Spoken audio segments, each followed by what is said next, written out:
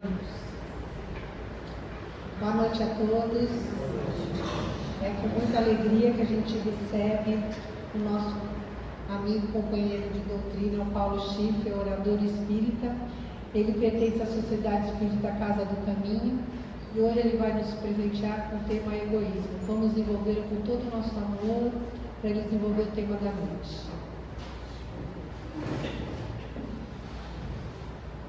Boa noite.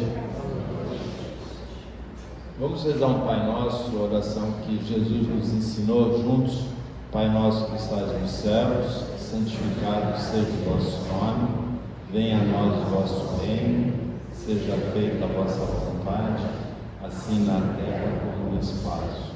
O pão nosso de cada dia nos dai hoje, perdoai as nossas ofensas, assim como nós perdoamos a quem nos tem ofendido, e não nos deixeis cair em tentação, mas livrai-nos do mal. Amém. Assim seja. Graças a Deus, graças a Jesus. Vamos pedir para os mentores do União Fraterna que as palavras ditas aqui hoje, as ações realizadas, sejam as necessárias, as adequadas e que elas sejam de orientação deles, para que elas sejam também recebidas como elas devem ser recebidas.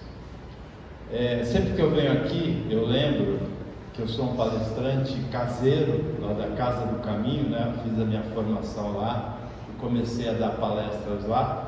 E o primeiro lugar fora da Casa do Caminho em que eu fiz uma palestra, por gentileza de vocês, por carinho de vocês, foi aqui no União Fraterna. Hoje o Daniel falou que fora da caridade não há salvação. E o nosso tema é o egoísmo, né? Que é o contrário da caridade. O egoísmo, na nossa visão espírita, é a pior de todas as imperfeições do ser humano. Por que ela é a pior? Porque todas as outras derivam do egoísmo. A pessoa egoísta, ela tem a tendência de ter muitos defeitos. A pessoa não egoísta, ela tem a tendência de ser solidária, de ter muitas outras qualidades. E o que é o egoísmo? O egoísmo é a gente colocar o nosso interesse, a nossa opinião, a nossa vontade, a nossa necessidade na frente de todas as outras, mesmo que isso lese outras pessoas, mesmo que isso prejudique o ambiente como um todo. Então o egoísta pensa nele e não no outro. Por isso é a pior de todas as imperfeições do ser humano. É fácil de identificar a pessoa egoísta? É fácil, né? Nas coisas mais simples a gente identifica o egoísta. A coisa mais simples que a gente pode imaginar, no avião ou no ônibus, quando tem dois apoios para o braço, né? O egoísta vai usar os dois, né? E para quem está do lado dele não vai ter nenhum, né? Se tiver duas pessoas egoístas de cada lado, a pessoa que está no meio fica sem nenhum encosto de braço. Coisa mais simples que pode imaginar, porque não pensa no outro, né? O egoísta, em relação à família dele, se ele viaja, ele não vai dar notícias, mesmo que as pessoas fiquem preocupadas. Por quê? Porque quando os outros viajam, ele não se preocupa com os outros. Então, quando ele viaja, ele também acha que os outros não vão se preocupar com ele, não dá notícias. Se ele tem uma promoção, né? Encontrou uma camiseta muito bonita numa promoção, ele compra, ele conta para os outros? Não, porque ele quer que seja exclusivo dele. Quando divide uma pizza, o egoísta pega qual pedaço? O maior pedaço. Quando divide a conta, a parte menor é sempre para ele. Então é muito fácil identificar o egoísmo nas pequenas coisas. Só que a somatória dessas pequenas coisas vão desembocar onde? Numa sociedade extremamente egoísta, que resolve as suas questões como? Com guerra, né? Como a gente vê agora, Rússia e Ucrânia, Israel e Hamas, Irã e Israel, resolve dessa maneira, não resolve de maneira solidária, dividindo os recursos. Aqui no Brasil, a gente tem uma situação onde a gente soma esses egoísmos todos. Onde que a gente vai desaguar? Tem o Bolsa Família, não tem? A conta do Bolsa Família no ano passado foi de 90 bilhões de reais. A conta do Bolsa Família, 90 bilhões de reais divididos para 21 milhões de famílias. Essa é a conta do Bolsa Família no ano passado. E a conta dos juros da dívida interna do Brasil?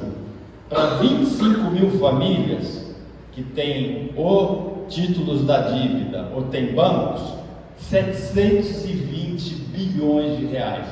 Mas é certeza que esse que tem o título ou o banco, ele reclama do Bolsa Família. 25 mil famílias recebem 720 bilhões de reais. 21 milhões de famílias recebem 90 bilhões, mas a gente pode ter certeza que aqueles que recebem 720, eles reclamam do Bolsa Família, não tem que ter Bolsa Família, que isso aí promove a preguiça, que não sei o que, não sei o que lá. A soma dos egoísmos produz o quê? Uma sociedade egoísta, né? Aí vocês podem pensar, Paulo, a Silvia, na oração dela, falou para a gente se tornar pessoas melhores. Você pediu ajuda, né? Ajuda para a gente se tornar pessoas melhores. Vamos pensar no que ela falou. Como é que a gente pode se tornar melhor em relação ao egoísmo? Porque, na verdade, qualquer um de nós que olha no espelho, pensa assim, eu estou vendo uma pessoa pelo menos um pouquinho egoísta, né? Por mais que a gente tente se aperfeiçoar, nós somos seres humanos, imperfeitos, a Terra é um planeta de expiação e provas, e nós temos o egoísmo na gente. Em maior ou em menor dose, todos nós somos um pouquinho egoístas. E aí quando a Silvia pede, nos ajude, Jesus, a nos tornar melhores, em relação ao egoísmo, como é que a gente pode fazer? Quando eu fui pensar nesse tema, eu tive uma surpresa, porque a tendência natural nossa é pensar o quê? O oposto do egoísmo é a generosidade, não é? E é mesmo, a generosidade ela é uma coisa espontânea, a justiça é cerebral, é racional, né? A generosidade é do coração, né? Generositas em latim é de linhagem nobre. A pessoa generosa é uma pessoa nobre de sentimentos, né? O que é a generosidade? A generosidade, é curioso, ela é uma liberdade. É a liberdade da gente agir sem mesquinhez, sem posse e sem ciúme. Já pensaram nisso? A generosidade é uma libertação. É a gente poder se libertar da posse, do ciúme e da mesquinhez. E aí a gente consegue agir com generosidade, que é uma maneira muito bacana da gente fazer o que a Silvia falou. Ajuda que a gente possa se tornar melhor. A gente combater o egoísmo pela generosidade. Qual foi a minha surpresa? Que tem outra virtude tão importante ou mais importante para combater o egoísmo do que a generosidade. E essa virtude é a compaixão. Como é que a gente pode perceber isso? Como é que cada pessoa reage diante do sofrimento do outro? Tem gente que tem prazer no sofrimento do outro, não tem? A gente conhece gente assim. É o sádico, é o cruel, né? A gente vê na novela, né? Mas a gente vê na vida real também. Tem gente que tem prazer no sofrimento do outro. É o cruel, é o sádico. Tem gente que passa pelo sofrimento do outro como se aquilo não existisse, né? Esse é o egoísta, né? Para ele, o sofrimento do outro não tem nada a ver com isso, né? Está lá sofrendo. Todos nós temos esse tipo de reação porque a gente acaba banalizando a convivência com o sofrimento do outro.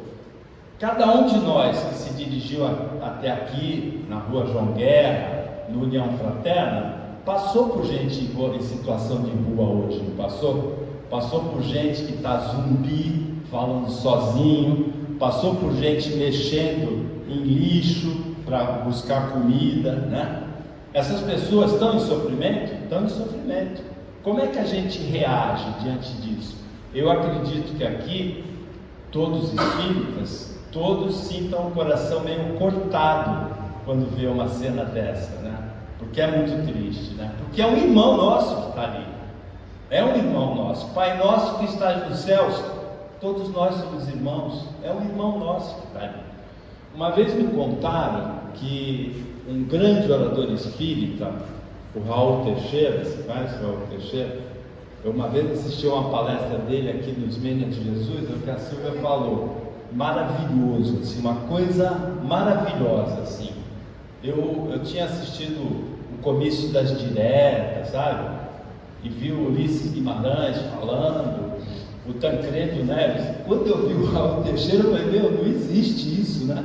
Ele falou 1h40, assim, quando ele quis que o público risse, riu, quando quis que chorasse, chorou, emocionou todo mundo e trouxe muito conhecimento, assim. Tem coisas que ele falou, isso, eu estava no primeiro ano da minha formação do estudo sistematizado, há 30 anos, até hoje eu lembro coisas que o Raul Teixeira falou, muito inspirado ali, né? E muito humilde também. Me disseram que uma vez ele estava em Minas Gerais e ele foi dar uma palestra em Minas, ele é do Rio, e foram buscar ele no aeroporto e no caminho levaram ele para um restaurante, porque ele chegou cedo para almoçar, ele ia dar palestra à noite. E aí quando chegou no restaurante, todo mundo fez o pedido, ele falou que ele não queria comer nada, e uma pessoa que levou falou, por que você não quer comer? É porque você viu uma mulher no caminho buscando comida no lixo? Ele falou, a pessoa percebeu isso, né? Cortou o coração dele, né? Ver uma pessoa procurando a comida no lixo. E aí contaram para ele que aquela mulher era a reencarnação de um governador de Minas que tinha roubado muito dinheiro, que tinha sido muito cruel, né? Que tinha prazer no sofrimento dos outros, e que aquela avenida tinha o nome daquele governador, e era naquela avenida que aquela mulher, reencarnação do governador, procurava comida no lixo, né? Mas a nossa obrigação de espírito é dizer assim, a minha filha pensa que é assim, eu tenho uma filha de 26 anos, que ela fala, pai, esse negócio de espiritismo não, porque explica tudo, deixa você conformado com tudo, não.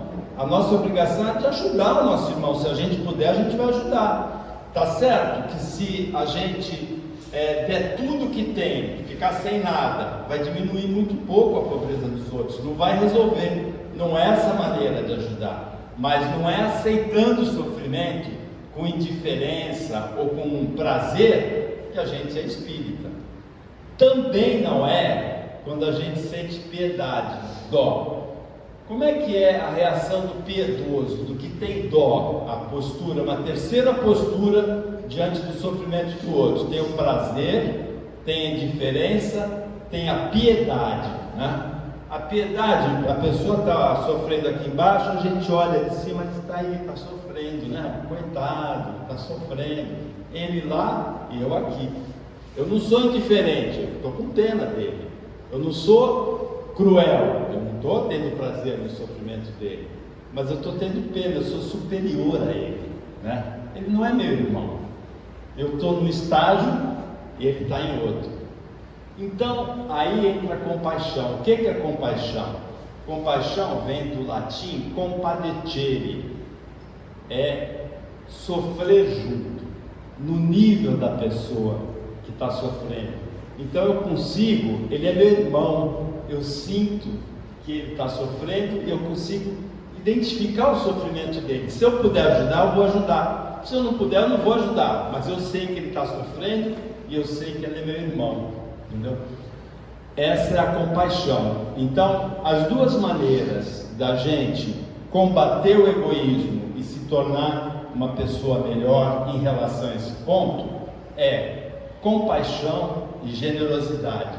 Se libertar da mesquinhez, da posse, do ciúme, para poder agir com generosidade em relação aos irmãos e poder sentir junto com o irmão que está sofrendo, ainda que eu não possa amenizar o sofrimento dele, mas eu posso entender, eu posso sentir o sofrimento dele.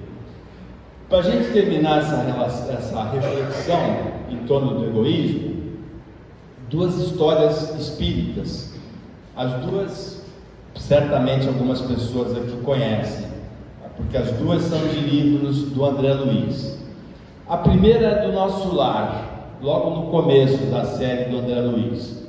O André Luiz, depois de ter ficado quase 9 anos no umbral, 1 ano de tratamento no Nosso Lar, ele recebe autorização para começar a trabalhar, né, do governador do Nosso Lar. Ele fica tão emocionado que ele até chora, né, quando ele sabe, mostra a ficha dele, né, em vida e tal, e ele chora emocionado que ele vai poder começar a trabalhar, e não é como médico, que era a profissão que ele tinha. Ali ele está muito abaixo, não vai trabalhar como médico. Aí, numa das primeiras missões dele, ele vai até os limites do Nosso Lar receber os espíritos em sofrimento que vão ser admitidos para tratamento no Nosso Lar.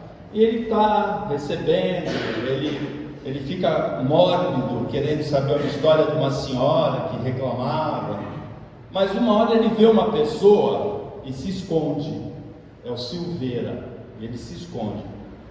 Aí ele espera o Silveira estar longe, e a mentora dele, que é chamada Narcisa, percebe o movimento dele, diz assim: escuta, por que você se escondeu? O que aconteceu que você se escondeu? Ele fala assim: eu não gosto muito de falar desse assunto, então o melhor é você falar desse assunto, já que você não gosta.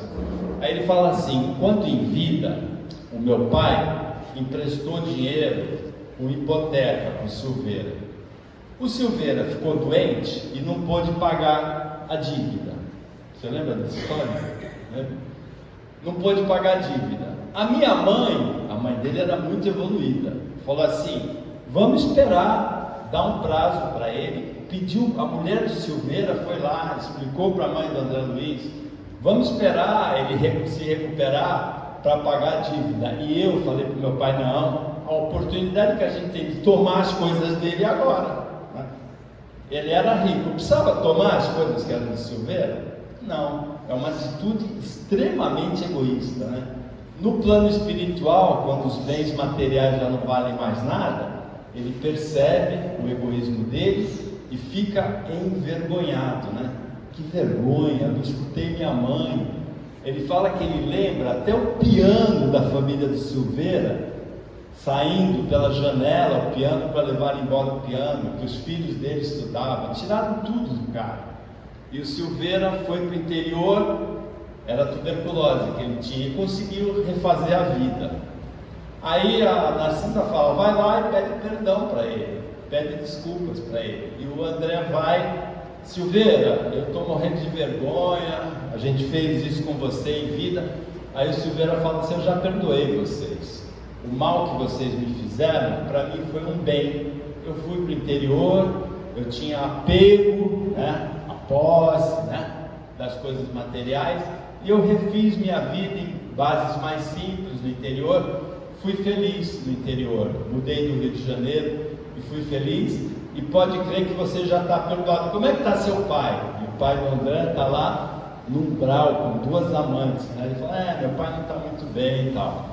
Então, a atitude foi extremamente egoísta, e quando a gente percebe que os bens materiais são transitórios no plano espiritual, aí a gente vai ter vergonha, né, dessa atitude egoísta. A segunda história, eu não lembro de que livro é, mas é mais para frente, do André Luiz. Ele encontra o avô dele, chamado Cláudio, no plano espiritual. E aí ele se sente muito mal, porque ele é grato ao avô. O avô pagou o curso de medicina dele. O avô tinha bastante dinheiro, ele se formou médico, é super caro, né, a faculdade de medicina. Acho que no século passado não era tão cara como é hoje, 12 mil reais por mês, né, 15 mil, uma faculdade de medicina, e o avô pagou. A formação dele foi graças ao avô. Então ele tem gratidão, ele vai conversar com o avô. Mas ele fica mal porque o avô está extremamente comprometido no plano espiritual. Ele está num grupo de pessoas que pega lama e abraça a lama, se conserva, pega o máximo de lama que pode segurar, na ilusão de que fosse ouro. E o avô fala para ele: aqui tem muito ouro, aqui é muito bom, abraçando o ouro. O avô era avarento. Aí a avareza é uma manifestação do egoísmo muito ruim. O dinheiro é o sangue que circula na sociedade, que dá emprego, que dá educação, que cura as doenças, que constrói o hospital. O avarento é a trombose, porque o dinheiro não passa por ele. O sistema sanguíneo, o sangue alimenta o nosso corpo todo. O avarento segura o dinheiro com ele. O avarento é a trombose social. E o avô do André Luiz era avarento. Então, ele tinha uma irmã de criação chamada Ismênia, e o pai era muito rico, o pai do avô. Quando morreu, falou: olha, os meus bens divide entre você e a Ismênia, sua irmã de criação. Ele falou: tá bom. O pai, no leito de morte, ele concordou. Só que assim que o pai morreu, ele falou: não, ela não tem documento, ele não adotou ela legalmente, então ela não tem direito a nada. Ficou com os bens todos, e a Ismênia, a irmã de criação, ficou sem nada e teve um futuro muito ruim, uma morte muito ruim. Então ele tem aquela culpa, né? Ele levou aquela culpa com ele, Cláudio, o avô do André Luiz. E avarento segurava na ilusão a lama no plano espiritual como se fosse ouro.